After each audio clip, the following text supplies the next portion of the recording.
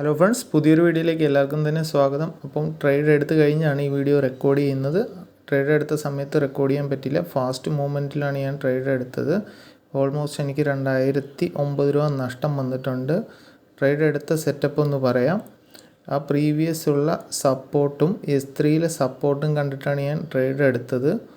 മുകളിലോട്ട് പോകും എന്നൊരു കണക്കൂട്ടലിലാണ് ഞാൻ 39,000 CE ബൈ ചെയ്തത്. പക്ഷേ എനിക്ക് കിട്ടിയ പ്രൈസ് ഇത്തിരി കൂടുതലായിരുന്നു. ഏകദേശം 294 രൂപയ്ക്കാണ് എനിക്ക് ബൈ കിട്ടിയത്.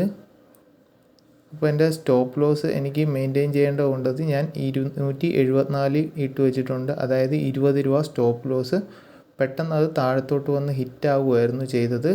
അത് കഴിഞ്ഞ് മാർക്കറ്റ് മുകളിലോട്ട് തന്നെയാണ് പ്രതീക്ഷിച്ചതുപോലെ പോയത്.